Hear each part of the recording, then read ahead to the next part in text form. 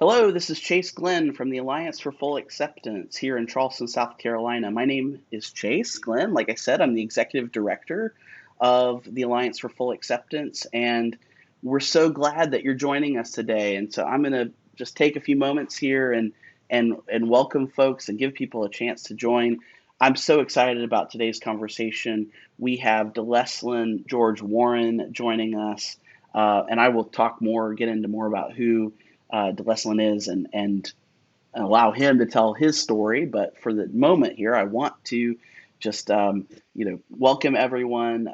I'm so glad you're joining us today. I'm going to invite people who are joining to go ahead and start a watch party on your phones. I'm going to do that right now myself because that helps us get the word out about this program, and I want everyone to have a chance to hear what's going on here today. So I'm doing that. If you go on to the live stream, you can very easily just hit that button that says start a watch party. That shares it to your page. That helps us get out there and connect with other folks.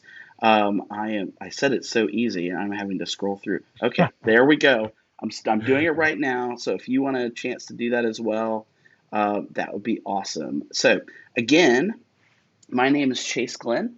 I'm the Executive Director of the Alliance for Full Acceptance. We are based here in Charleston, South Carolina. We are an LGBTQ advocacy organization, and we really focus on education and raising awareness about the LGBTQ community and the issues affecting our community, and increasing dialogue and encouraging conversation around those issues. A lot of times that connects with personal stories, because we know that when people have the opportunity to hear others' personal stories, maybe people who are different from them and have had different experiences from them, that helps change hearts and minds. It really helps, when you have that sort of insight into someone else's experience. That's a lot of times when change happens. And so, that's what AFFA has been about since our founding in 1998. We've been really about having these conversations and raising that awareness, and that's what today is about. I want to introduce to you, who we have coming on today, and I've been so excited about this conversation because I think it's really going to be eye-opening and enlightening. And we talked about today about looking at the past to see the future. I think so many times we can get sort of myopic, and we can just look at our own personal story and our own sort of community's experience, and we forget that there's such a varied experience out there, and communities that have been around for eons and for all time. And this isn't the first pandemic that communities have faced here, and we'll get into that some. But anyway, I want to do an introduction here and talk about who we're going to be bringing on today. So DeLesslin George Warren is a queer artist, researcher, educator, and organizer from Catawba Indian Nation, whose work ranges from performance to installation art. I'm going to move my screen over here so I can read the full introduction. Community education to food sovereignty to language revitalization. From 2017 to 2019, he was the special projects coordinator for the Catawba Cultural Preservation Project, where he facilitated the Catawba Language Project, including developing and programming online digital assets, several food sovereignty initiatives, and other community education projects. Since 2019, he has continued to work for his tribe as a consultant on many projects, including language revitalization, food sovereignty, educational sovereignty, cultural healing, teacher training, grant writing, and much more. He has performed, lectured, and exhibited throughout the U.S., and in 2018 was recognized as a 40 under 40 by the National Council on Indian Enterprise Development. Sorry, I stumbled over that. The American Indian Enterprise Development. DeLesslin is an alumnus of Vanderbilt University and Columbia University, and I'm so excited and grateful to be able to welcome DeLesslin here today. Let me bring you on screen. How are you doing? I'm doing all right. Tanake, Niat, DeLesslin George Warren, Niat Nitim Ru, Yaksuna Wanda George Warren, Tatewana Buck George, Hakchu Ye Yaksuna Dr. Winona Hare, Yang Kampi Sawacha Hare, Ye Kitabare Ye Isware, Hawo Chase, Hawo Manu, Hawo Huksu, Hi. Hey, everybody. My name is DeLesslin George Warren, like Chase said. I do go by Rue, though, like just like spelled like kangaroo. So everyone has called me that since I was a fetus. I'm a citizen of Catawba Indian Nation. We call ourselves the people of the river because we've lived along the Catawba River, we might say, since the world began. And I told you, I gave a traditional introductions. In those introductions, we often tell who our family is because tribes are essentially large kinship networks. So anytime I meet a tribal member, it's always like, who's your family? Who's your aunt? Which I think Southerners can also relate to. Our reservation where I live is right outside Rock Hill, South Carolina, about 30 minutes south of Charlotte, North Carolina. And I told you a little bit about what I do, which Chase gave a summary of. But in Catawba, the word for artist and teacher are actually the same word, because if you were traditionally a potter, which is our oldest unbroken tradition, you're also de facto a pottery teacher.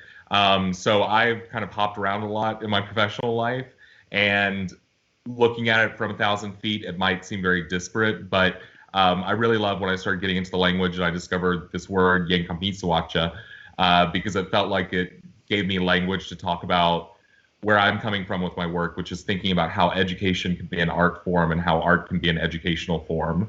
I also gave thanks, obviously, to Chase for having me on. I'm so happy to be here. And I also gave thanks to the land that I'm from, and also thanks to the rain that we're getting up here on Catawba land right now. I wish it was sunny and bright, but I'm also thankful for the rain because it means I don't have to go water the plants. Oh, and the other thing I was going to say, for people who are listening, I think this is a great time to try some decolonial practice. And so I told you who I am, where I'm from. I welcome you you don't have to put your name if you don't want to, but how about comment what waterway you call home? I know home is a complicated idea for us, but whatever that means to you, what waterway is closest to you and to your home, and do you think of when you think of home? So I'd love to see lots of people posting that in the comments. I love that. I love that. I'm originally from Southern Illinois, and the Mississippi River was about an hour and a half from where I grew up, but the Big Muddy River was the one that was closest to some family land that we had in Southern Illinois. And yeah, I love that though. Sort of acknowledging, where you're from and that's beautiful.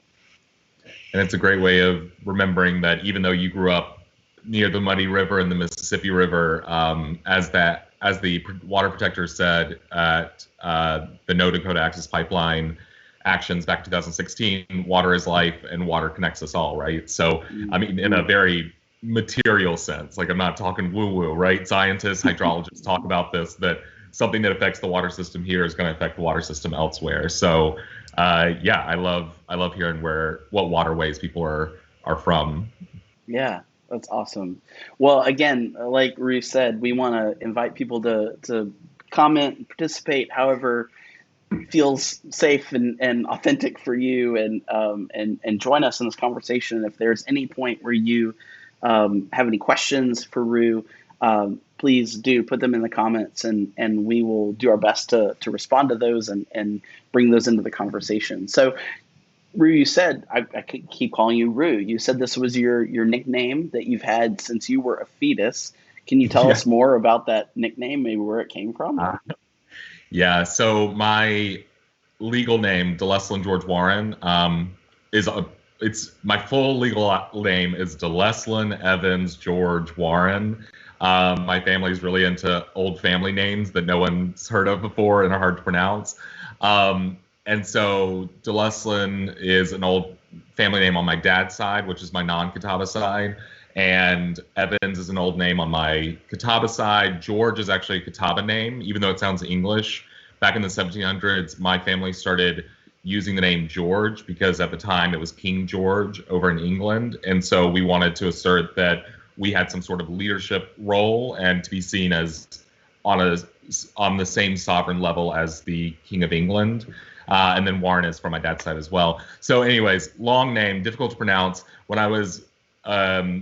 my mom was pregnant with me, my sister saw this movie called The Rescuers with these little mice that go around saving people. Have you ever seen it, Chase? No, I haven't. Oh my gosh. Okay, well, you should watch it. It's so good. And in it, there's this dragonfly named Evinrude, like the outboard motors. Since my middle name is Evans, my sister put two and two together and called me Evan Rue because you couldn't say the D at the end of it. Eventually, she dropped the Evan part and just started calling me Roo Roo. And everyone was like, oh my gosh, that's so cute. We have to call him that all the time.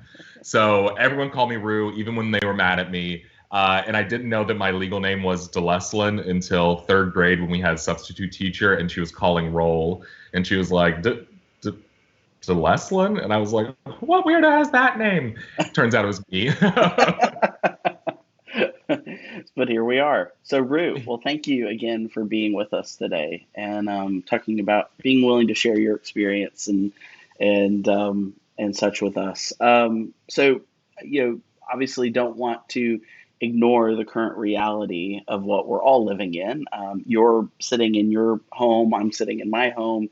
We're coming through a public health crisis and having all sorts of different experiences of that. And for me, it's meant working from home. I haven't necessarily been as closely affected or intimately sort of affected by the crisis, but I wanted to ask how you're holding up. How are things in your community?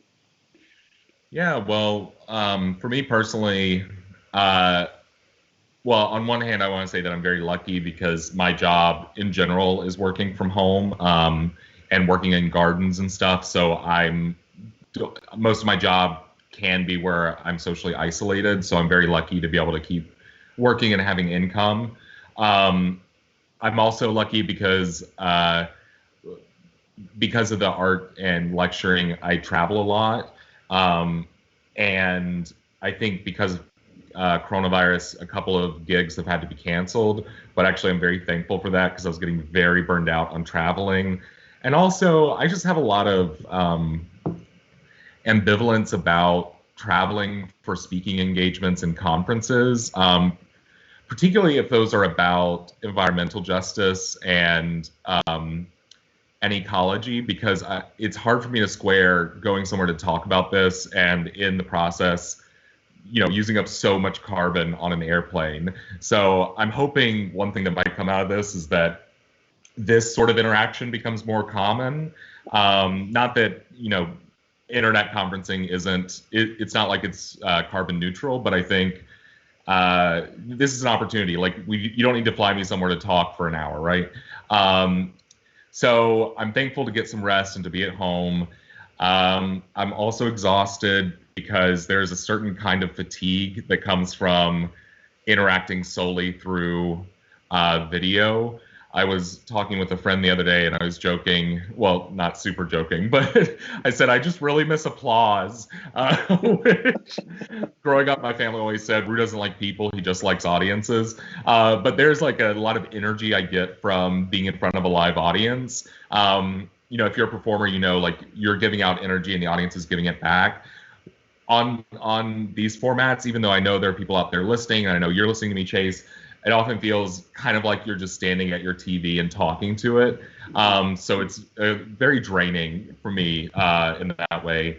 I've also been working on a lot of COVID response grants for my tribe. We are very lucky because we haven't been super hard hit by COVID, the virus itself, but and the federal government is sending down a lot of funds to tribes. But a lot of those funds are in the form of grants. So it's kind of like, we want you to have this money, but you need to prove to us that you need it and you deserve it and you can handle it, right? So just doing a lot of grant writing as well.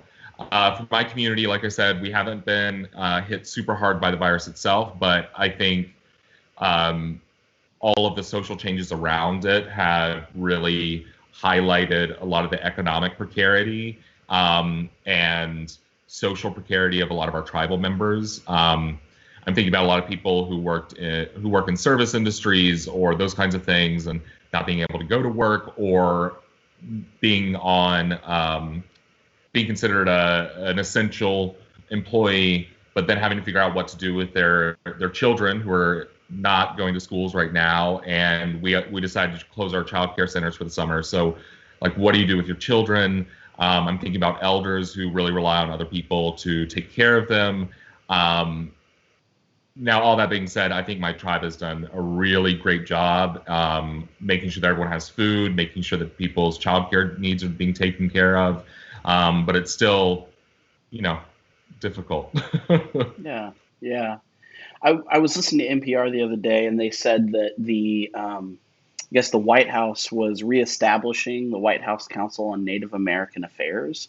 The quote that I took from NPR was to continue the interagency coordination of the Indian country COVID-19 response.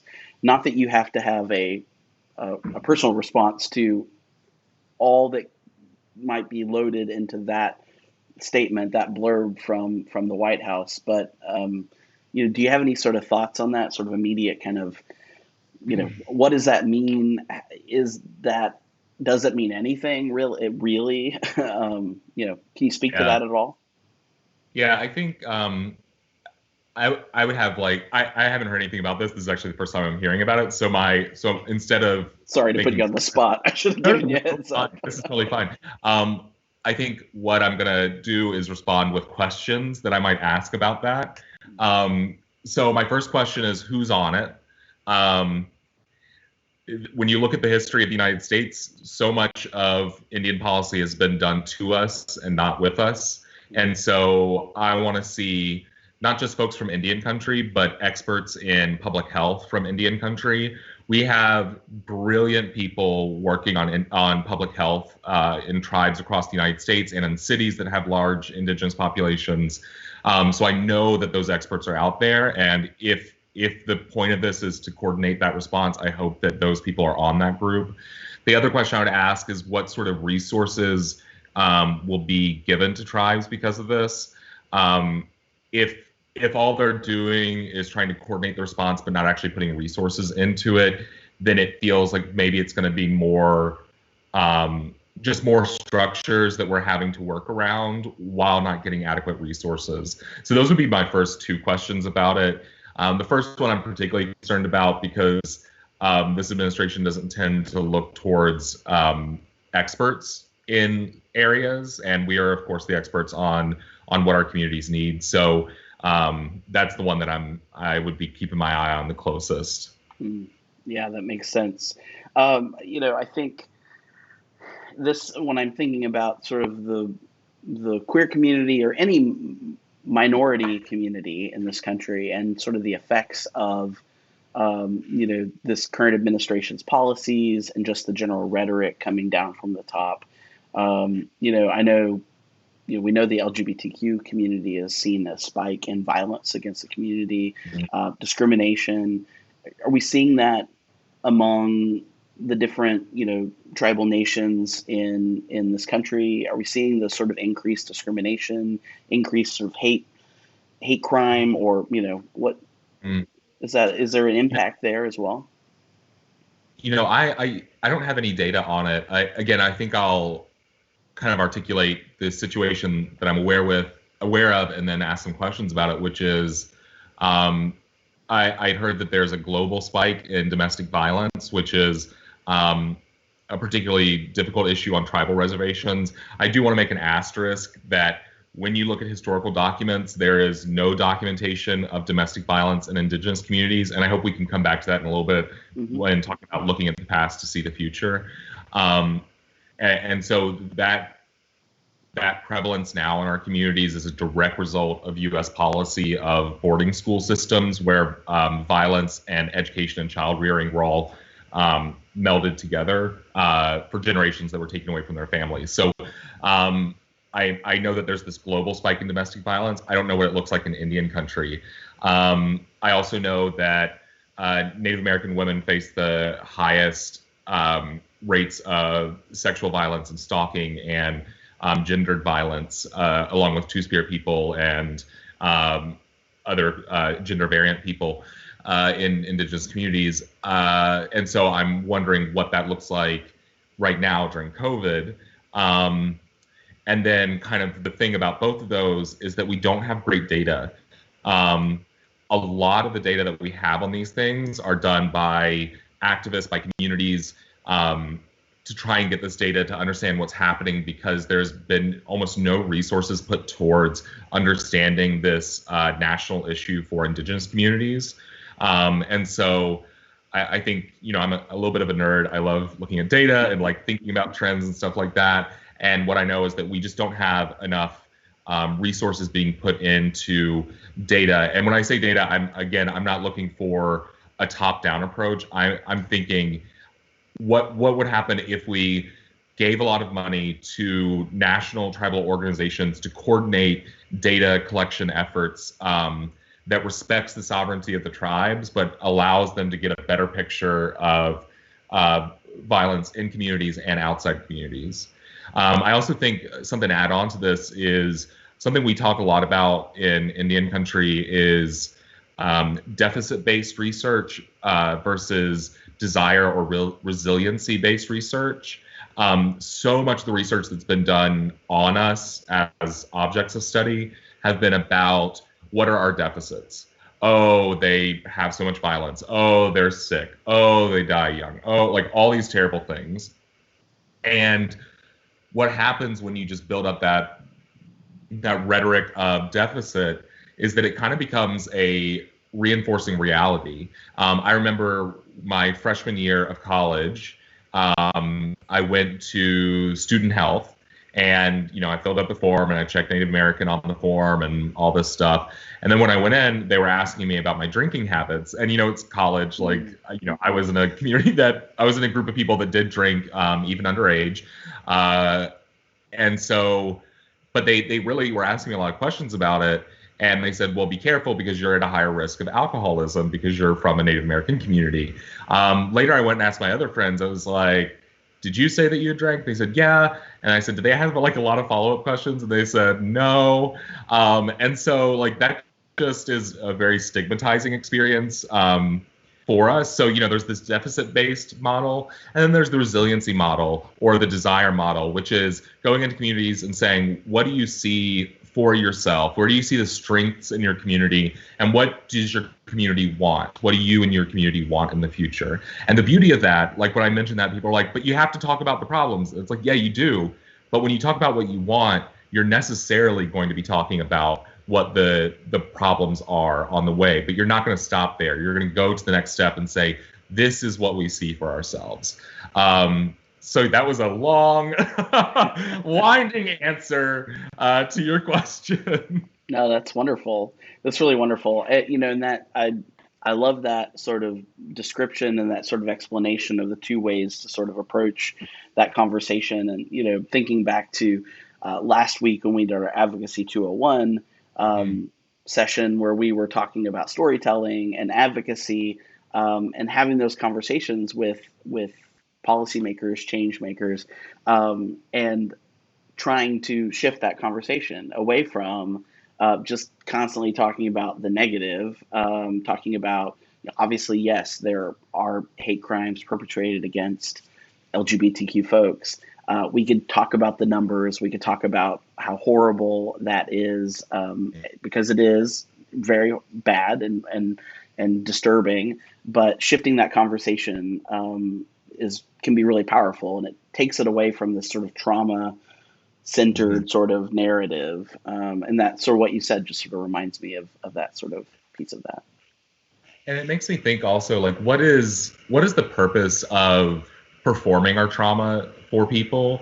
I'm thinking specifically from a Catawba perspective or an Indigenous perspective, but also from a queer perspective. Like one of my first performances pieces after I left college, I was just like really diving down into all the hardships and traumas and blah, blah, blah. And then I had a great mentor who was like, you don't have to perform that for people. If it doesn't feel good, because afterwards I was saying I just feel exhausted, not great. And they said, well, you don't need to like show that to everyone if you don't want to. And so it kind of led me down this path of thinking and talking with other people about what is this actually doing when we perform our trauma for people?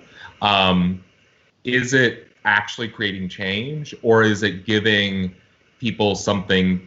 I mean, we use the term trauma porn, right?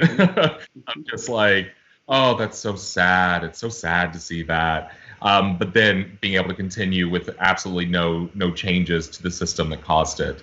And you see that also in like a lot of art that's made about Native Americans. There was this, I remember maybe 2012 or 13, there was this photographer who I think the New York Times was just like, did a whole, thing about his work, and all of his work is about going into Native communities and photographing poverty. And it was great because immediately after that, there was a whole bunch of writing by Native authors and thinkers and artists who were like, why are you giving him an award for displaying our difficulties, our trauma? And why aren't you giving that money to Native artists and Native photographers who can talk about those things in a way that isn't just extractive, right? There's this great movie, a lot of trigger warnings for it, but it's called Rhymes for Young Ghouls, or Rhymes for Little Ghouls. It was made by a Canadian First Nations filmmaker, and it's beautiful. It's so good, and it talks about a lot of traumatic things, but he just handles it in a way that like someone from outside these communities wouldn't be able to handle it, wouldn't be able to take the care with it. So I don't know. Again, rambling thoughts. I'm here to ramble. I love that. Ramble. I got it. Well, at least I'm not the only one. I ramble a lot myself, so I appreciate the commiserating in that with me. Yes. So, like you said, let's kind of circle back. The title for today's program is Looking at the Past to See the Future. And you talked a little bit about, the trauma, obviously, that the community has faced, and not to send another conversation around that. Now that we've talked about it, we don't want to do that. But what does that phrase mean to you, looking at the past to see the future? Yeah, I think it's, I think what I would love for everyone to walk away with is an awareness of how we talk about progress. I think about, right as I was going into college, I think the It Gets Better campaign was coming out, and there was a lot of pushback from folks that I was reading from about it doesn't necessarily get better. For some people, it might get worse, right? And not to discount the work that was able to do for a lot of young people, but that It Gets Better idea is so common. I mean, I think it undergirds all of our thinking in our culture, and I'm talking about United States and Western culture. We are really into the idea of progress. And I think it does a couple of harmful things. One is it erases history. So there's this great Dolly Parton song. I can't remember. I think it was the 19th Amendment. It was this album that was made with different musicians like making music about each amendment to the Constitution. And she had the 19th Amendment. I think it was the 19th. And it's talking about women's right to vote. And at some point in it, she's talking about how women have always been oppressed, and now finally there's some liberation. But here, like on Turtle Island, in what we call the United States, and particularly on Catawba land, that is not true. That is just a lie. When we look at Catawba history, Catawbas are traditionally matrilineal, so we would describe our heredity through our mother. Women had immense power, particularly over property and land, and property I'm putting in quote marks, so much so that after the Revolutionary War, Catawbas got together and were trying to figure out how to protect their land, and they decided that the best way to protect it was to put it into a land deed under the name of Sally New River and other women of the Catawba Nation, which is one of the first examples of women owning land in what is now the United States. And there's lots of great stories of women's power and resiliency in my community and in communities across the continent. And so what does that do if we erase that history, right, and pretend that, oh, no, this is the best moment that we're in right now. This is the best moment that there's ever been, and everything has been leading up to it. I think it causes us to tend towards complacency. I also think it makes it easier to say, just wait. Wait on your liberation. Wait on your community not being killed. Wait on getting the healthcare that you need. And as Dr. King said, the time for justice is always now, right? And so I just encourage people, like, as you're consuming media and talking and thinking, think about how the idea of progress is working out in what you're talking about. The same thing goes with the LGBT movements. Most of the histories that I've read of the LGBT movement starts at Stonewall, right? But that's not, or at least that's how we talk about it in popular culture, but that's not the beginning of what we might call queerness on these lands. Lots of tribal communities have more than two genders. And on top of that, have special places in society for people that don't fit what the Westerners would call, man or woman, right? And you see a lot of stories of resistance coming from that. There's one story that the researcher Morgan Stern wrote about of this young Navajo person. She was writing about her cousin, and they were both being taken to a boarding school. And she said that her cousin was living with them in the girls' dorms. And they said, but I know that these priests and the people in charge of the school, if they knew, they would move her over to the boys' dorm. So a very clear reference to gender queerness. But then it goes on and talks about how they rallied to protect her, to make sure that she was able to stay with them, because that's who she was, right? And so again, when we talk about queer liberation, it's not in the future. It was also in the past. So when we think about if you don't have to imagine it all anew, we can take power from the fact that it's existed here before. And, I think that the land remembers that, and I think it's waiting on us to get back there. That's that I love that, and thinking about just the importance of sort of shifting that view of history, and you've sort of touched on queer identity within Indigenous communities.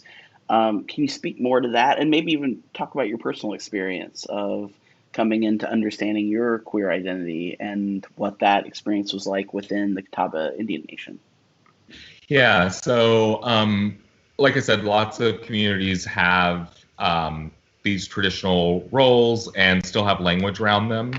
My community, I work on the language. I've not been able to find any of that language in there, even though all of the closest languages to Catawba all have that kind of language in there. But we're also in a unique place compared to our cousin languages, because we've been dealing with encroachment and mission work for a lot longer than other tribes have. So it's just possible that the words got lost. Also, all of the language documents we have were by cis white men, or people who are at least living that way. And so they were not asking questions about queerness and people existing outside of a binary.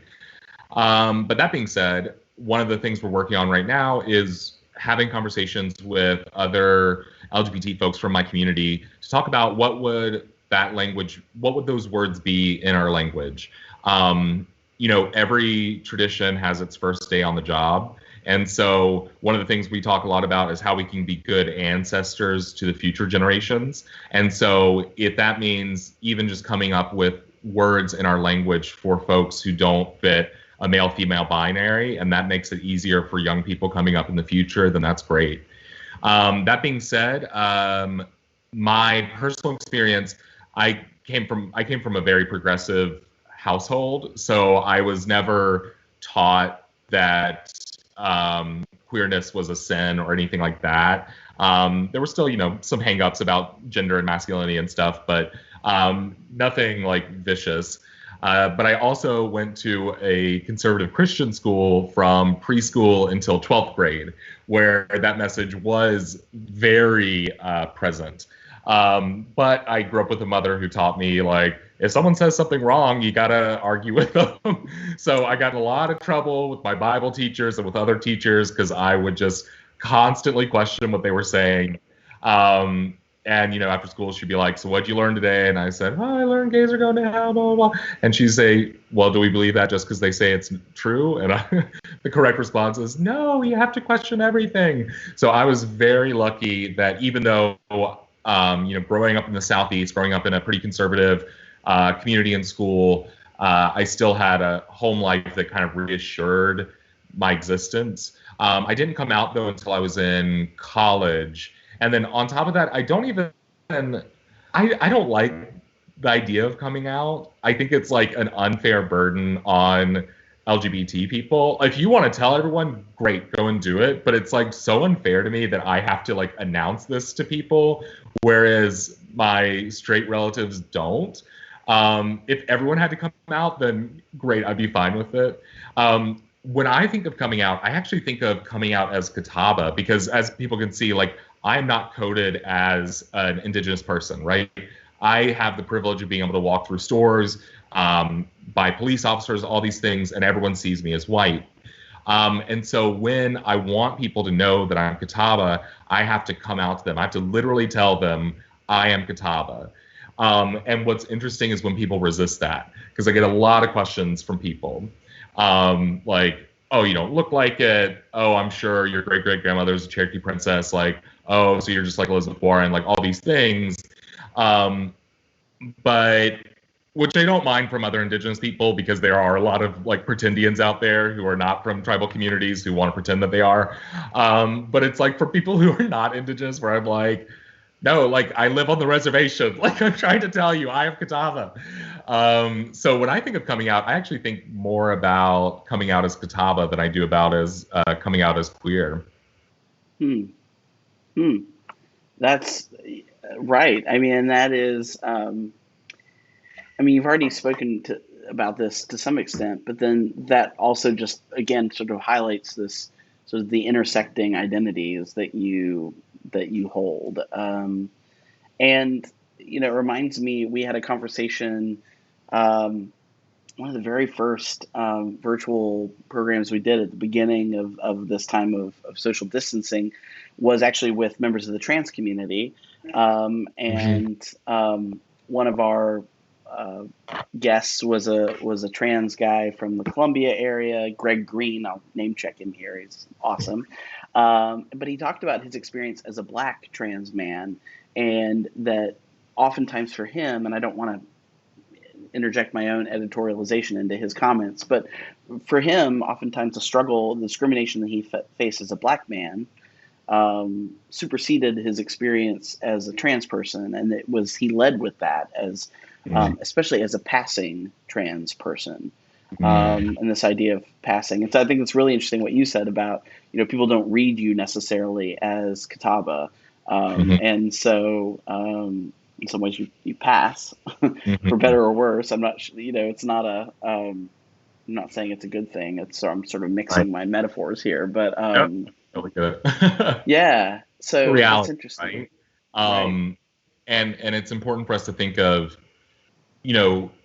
there's a lot of great researchers and thinkers talking about race as a technology, as a way of structuring society and of coding bodies in certain ways. And you see this over and over again when you look at how whiteness, the category of whiteness, continued to expand, particularly in the late 1900s. In the late 1800s and through the middle 1900s, like Irish immigrants Eastern European immigrants, Italian immigrants, like all these people who at one time were absolutely outside the circle of whiteness. But then the definition was expanded, the coding was expanded to include them in this category of whiteness. And I see that happens a lot in our communities, not just with trying to code Catawbas as white, but we are a multiracial tribal nation. We have people who look like me. We have people who are coded as Black. We have people who look Catawba, look Indigenous, but because on the East Coast, people think Indigenous people don't exist anymore, a lot of them get coded as Hispanic. And so, and because people think of Native Americans as a racial category and not as sovereign nations, a lot of the time that coding is used as an excuse to deny their Catawba-ness. Oh, you're not Catawba, you're white, or you're not Catawba, you're Black. And the reality is that we are multiracial, and that that means that our community members have different experiences when it comes into the world. Like, I've had a vastly different experience than a lot of my tribal citizens. And I think, speaking on, no, I'm not going to speak for Greg Green, but what you said made me think about also just how, like, I lived in DC for a while, right? And it has one of the highest LGBT populations per capita in the United States, because I was like, I'm going to live in a queer paradise. But my experience in the like more transient nonprofit consulting, government working part of mostly Northwest DC was of a lot of erasure of me being Native. Like, I would see people like drag queens wearing headdresses and be like, hey, that's not cool. Like, I really don't like that. And then, being sassed at by them and being rejected, like my friends telling me to calm down or whatever. And it kind of came to a head in 2017. I was part of a group called No Justice, No Pride. And we were doing blockades of the DC corporate pride parade, which had things like Lockheed Martin, which makes death machines, Wells Fargo, which was one of the largest funders of the Dakota Access Pipeline. And so I was at the Wells Fargo blockade, and older, wealthier, white gay men were furious at us. So furious. Like, we said, one of our chants was no pride in genocide.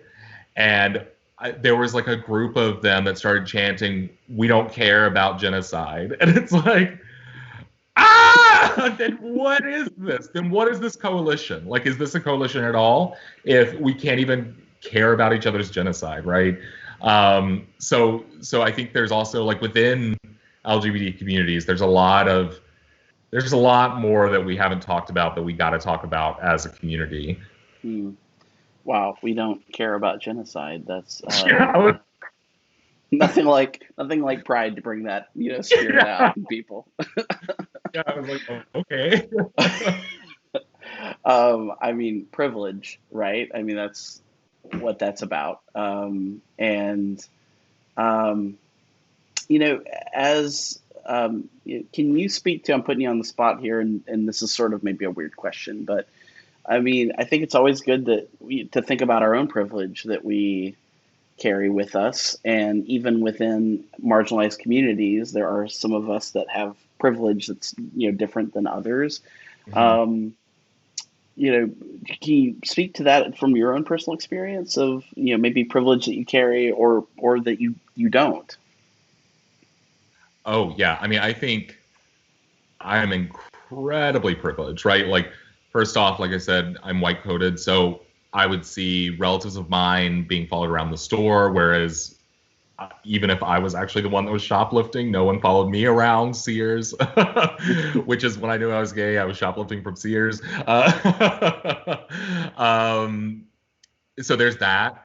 I think also within the queer community, I'm read as I'm cisgender, and I'm read as like traditionally masculine in a lot of ways, and so that I don't face that particular challenge, oppression. I'm also had the privilege of growing up in a middle class family with parents who both had great educations, and so college was never a question for me. It was always going to be the thing that I did. And I had parents who knew the college system well enough that they were able to help me navigate it, which now that I've been working with our youth, it is such an opaque system. Unless you have mentors to guide you through it, like how do I figure out what college to apply to? How do I write my essay? Who should I ask for my recommendation letter? Where do I even go to fill it out? What is FAFSA? Like all these things you don't know unless you have someone there to help you guide you. And then also I'm for the most part able-bodied, so I do not have to navigate a lot of the problems that my crip and disabled friends and deaf friends are having to navigate all the time. So I'm immensely privileged, and I think sometimes, particularly people who look like me, want to get very defensive about having privilege, or want to get very performative about like being sad about their privilege. And it's like we can't keep recentering. Like if you're saying that you're privileged because you're white or red as white, recentering the fact that you feel bad about that is just recentering whiteness again, right? And so how can we acknowledge it and then use that knowledge to help fight for the people that are on the flip side oppressed? Because every privilege is because there is an oppression that is linked to it. So yeah, I don't know.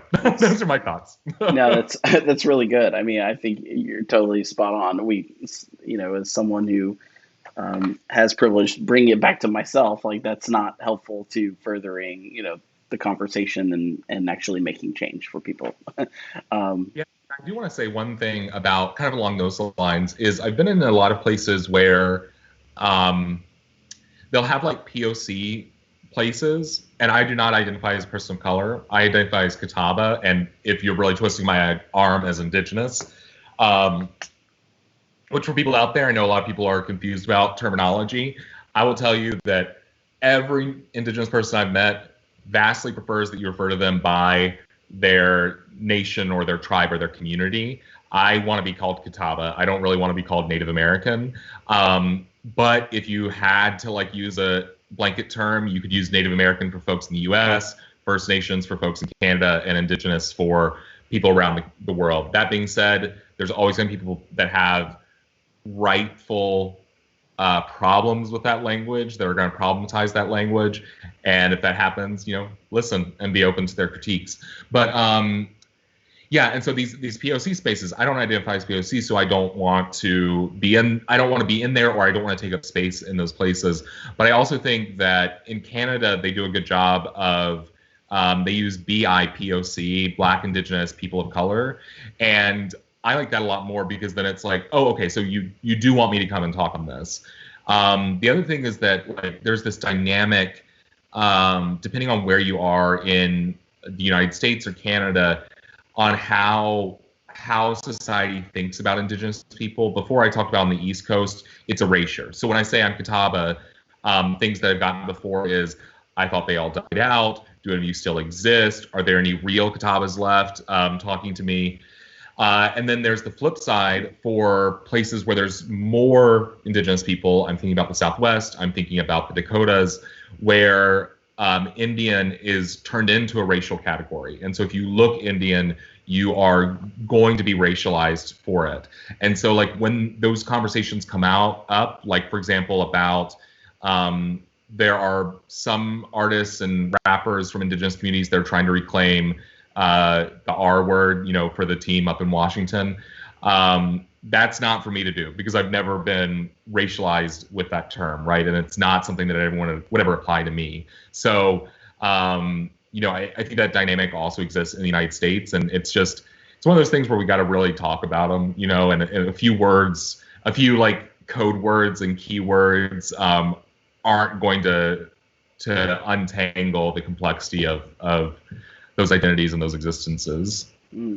Thank you for teaching us about some of the nuances and differences in the language and words that we use, and that's really, really helpful. I mean, I'll end the fact, and I emailed Rue yesterday as we were talking about this conversation, and I said, I don't want to put this off on you, but I also want to respect what you choose to refer to yourself as, and help me know, the language that is most respectful to honor your experience and your community. So, threw some different words out there and just said, help me know if I'm totally off base. So I appreciate you saying that. And an initial conversation, I think we talked about a little bit, and you were saying, I don't know, and I don't want this to be your labor, so I apologize.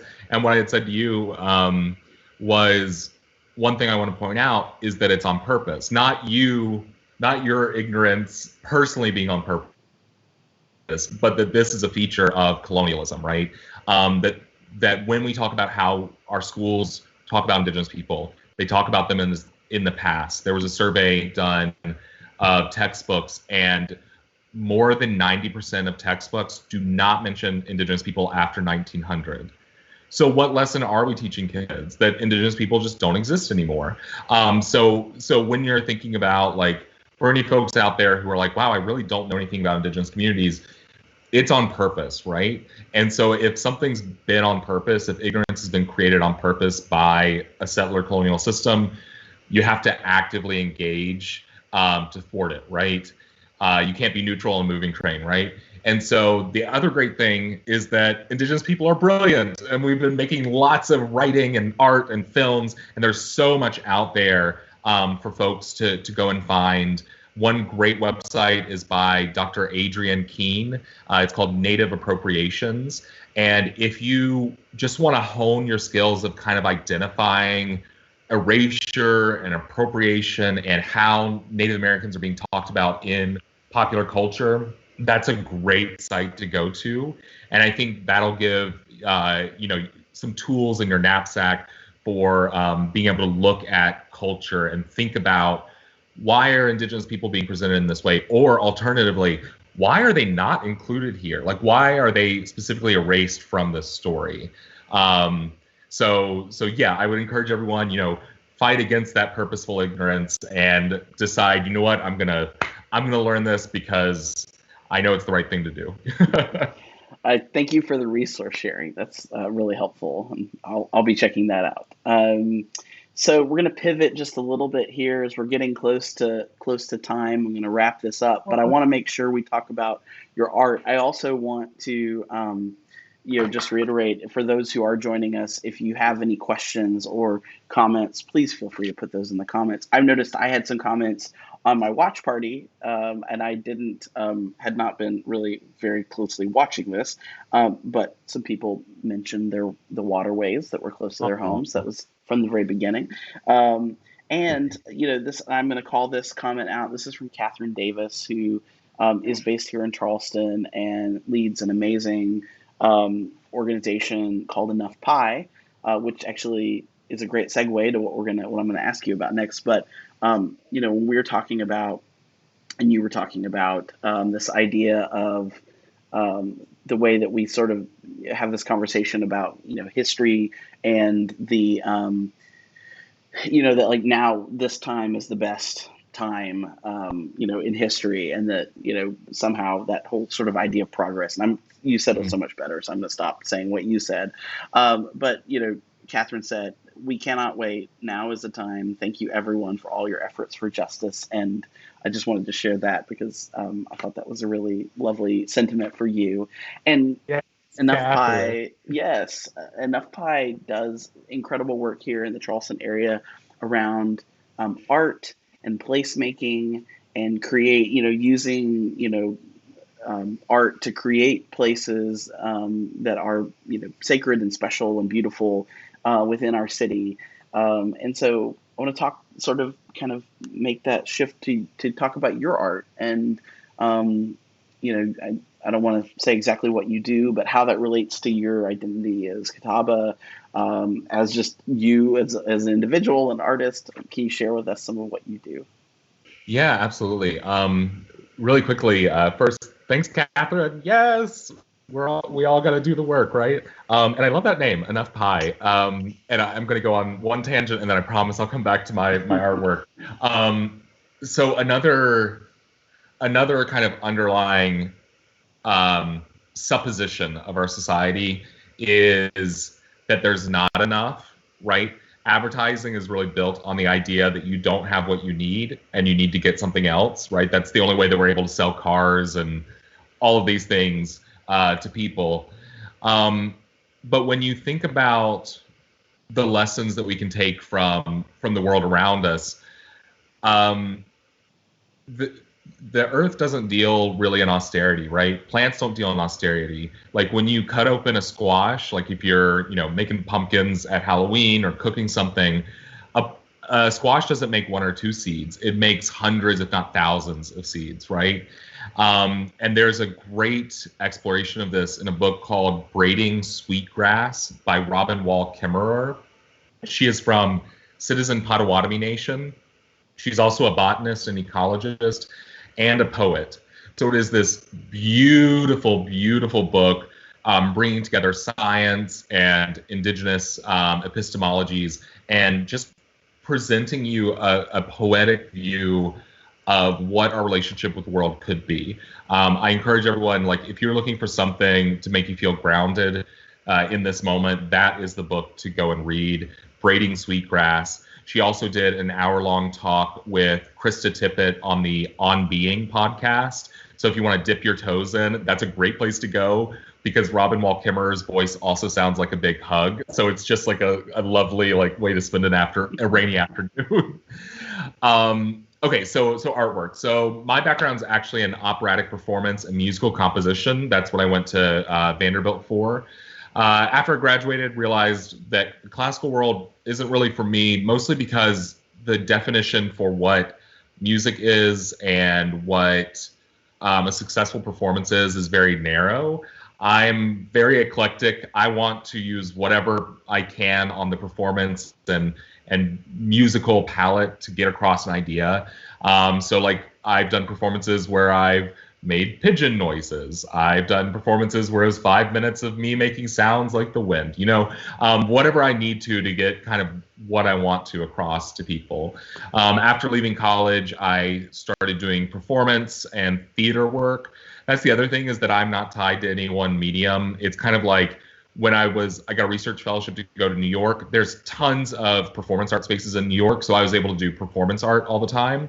When I was living in DC, there's almost no performance art spaces, but there's a ton of theater spaces. So I was like, okay, I'll do theater now, whatever the opportunity is in a given place. But I think that the piece that most people have heard of, who have heard of my work, is it's called The Indigenous Core of Discovery. It is an unsettling tour of the Smithsonian's Presidential Portrait Gallery. It was funded by this organization called Humanity in Action.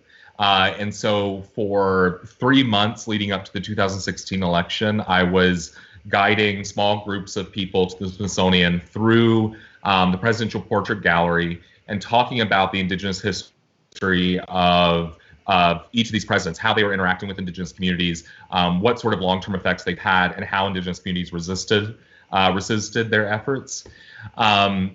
It was fascinating. Again, history nerd. I love diving into history and looking at these stories. But I was supposed to end on Election Day. That night, Rudy Giuliani came on the air and said twice on 2 different shows that this is the greatest victory for average Americans since the election of Andrew Jackson. And I said, what? And then the next day he said it again on another show. And so I was like, great, I have to continue these. So I continued them through the inauguration. About a year later, I got invited to do another version of the tour at the Utah Museum of Fine Arts. They had a traveling exhibit come there called Go West, which was art from Buffalo Bill's Wild West Center. And thankfully, their education department said we could not do this unless we bring in Indigenous people to talk about this. So I went in and did some tours there. And then I was supposed to do one this summer at Dartmouth, but unfortunately, COVID happened. So that's going to be postponed until some point in the future. But that's the artistic work I've done. And I know we're almost at time, so I won't talk too much about the non-artistic work I've been doing. But People feel free to reach out to me. DeLesslin on all of the social medias. Tweet at me, Insta me, whatever you got to do. Well, I'm so sorry that we have come close to running out of time here because I want to give a chance. We talked a lot about history, and I do want to give you a chance to talk. Please, so please take the time to talk about some of what you're doing as sort of a teaser, so that people can reach out if they really do want to reach out and learn more. One of the great benefits of being from an Indigenous community is that we have an incredibly long view of history, which in turn allows us to have an incredibly long view of the future. So a lot of my work is on long-term community resiliency. That includes food sovereignty, healing our food system, making sure we protect our traditional plants, and investigating new plants that might be useful for us in this time of climate uncertainty. Language revitalization, so we can keep our knowledge that's in our language alive for future generations. Our last fluent speaker died in 1959. And so, I don't know that we'll have a fluent community within my lifetime, but the work has to start somewhere. So we often talk about it as being the work of generations. Educational sovereignty, because we need to have control over how our children are educated. Some of the things that bother us are that, one, there's no Catawba culture in the schools, no talk of Catawba history, really. And then the thing that gets to me the most is that our kids are forced to sit down and listen to someone talk for 8 hours a day. I'm an adult and I can't do that. And I know that it's bad developmentally for children. So we're looking at, like, how can we get the kids on the land as a way to learn? How can we just get them out of their seats so that that is not the standard way of educating, right? I also been working on a couple of different other projects. One that I'm really excited about is doing trainings with teachers on how they can bring quality information about Catawbas and other tribes into their standards aligned classwork. And so, we've had a lot of issues with teachers in the past, but we realize they don't know till they know.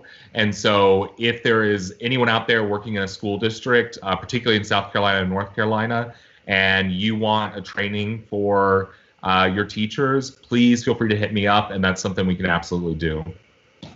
That's awesome. And give us your website again so that people can reach out. My website is DeLesslin, DeLesslin.com, and there's a place there where you can get in touch with me, again, or you can go onto any of the social medias at DeLesslin, DeLesslin. Great. Awesome. Thank you again, Ruth. Thank you so much for joining us today and for being able to be a part of this conversation. I've learned so much from you, from the first time I met you, and we participated in this conversation with the Halsey Institute here in Charleston, and I learned so much from you in that conversation. That's why I was so excited to bring you back. So thank you again for joining us today. Hello, Chase, and it's great to learn from each other. Awesome. Well, I'm going to close us out here today. Thank you all so much for joining us. Real quick, what we have coming up next week, I'm so excited about this program as well. We are going to be talking about, we're still workshopping this title, but it's basically emerging from isolation, moving from fear to hope. We're bringing back Kanae Miller from Transformation Yoga, who joined us early on in our programming, and she will be here to talk about sort of transformation that is happening in a lot of us right now, and moving out of this fearful space. And also Cater Sparks, who's a Charleston-based life coach, and I'm excited to have that conversation. And then in 2 weeks, I believe that's June 3rd, we're going to be having a conversation around Charleston Pride Festival and sort of where we've been. We're going to bring in Lynn Dugan, who is the founder of Charleston Pride, and have several folks from Pride as it is now, the Pride Festival, and talk about kind of where we've been, where they're going, and I'm excited for that as well. So these programs, we're just grateful that we have this moment that we get to do something new and fresh. I'm trying to find the silver linings in the midst of all of this, and being able to do these live streams has been such a gift and a wonderful chance to connect with people that I haven't had a chance to really sit down with. If you're enjoying this programming and you are interested in seeing AFFA continue this work and also continue our other work, which includes trainings and workshops in the community, educating folks about the LGBTQ community, and especially when it comes into healthcare, mental health, educational institutions, raising that awareness and increasing LGBTQ competency, and then also advocating for change and policy change at a municipal level and also here regionally and within our state. If you want us to be able to continue that work and you have the means, we would be grateful for any contribution that anyone is able to make. So I want to just put that plug out there with the link there that's on the screen, and please, consider giving if you're able. But otherwise, we're just grateful to have folks come together and be a part of these conversations. And we hope everyone will join us next week and the weeks to come. And please take care of yourselves and stay safe. Thanks so much.